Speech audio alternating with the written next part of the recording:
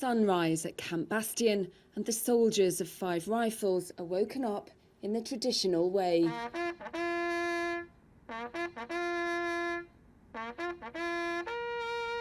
They've just arrived in Helmand for the very last Operation Herrick.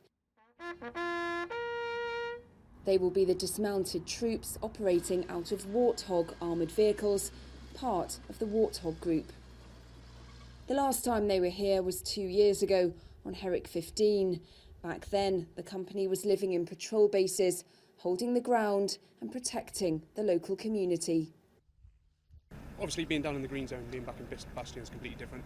We can now see the high life they get back here. But during being Warthog group, we get to go outside the wire. We're just protecting Bastion, but being infantryers, we want to get out there.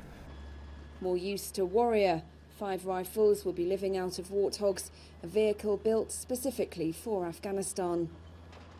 We're used to working out the back of hot, sweaty vehicles.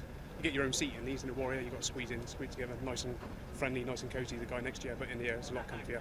Aircon if it works. We didn't have that luxury in the Warrior, so it should be quite good. While 5 Rifles are the dismounted infantry, the Warthogs will be operated by the Queen's Royal Hussars. They're taking over from the 9th 12th Royal Lancers, who've reached the end of a long 8-month tour, away from their core role on CVRT and Scimitar, but appreciative of how well Warthog suits the Helmand terrain.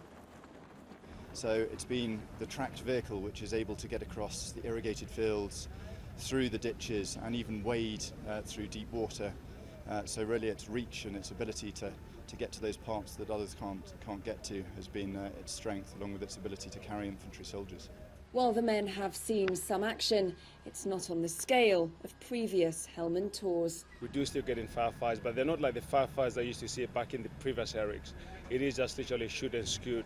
They shoot at you and they run off, but that's all about it. That could be down to the Afghan National Security Forces, who are now taking the lead on operations, only relying on the Warthog group for support. Well, I had the ANSF in the back of my Warthog, so basically I'd be delivering them places and they'd be just chatting to the locals, just trying to put like they see us coming and they think it's ISAF, and then as soon as the Afghans get out the back, their whole persona just changes straight away, and it's quite interesting. We take a team of 4 with us every time we go out. They're keen to get out, get stuck in the compounds, do the searching. They like to take lead on things, and they just make our life a little bit easier. There is still work to be done here, not least securing the desert around Camp Bastion as British troops prepare to leave. But these will be the last British combat troops to serve in Afghanistan. Charlotte Cross, Forces News, Camp Bastion.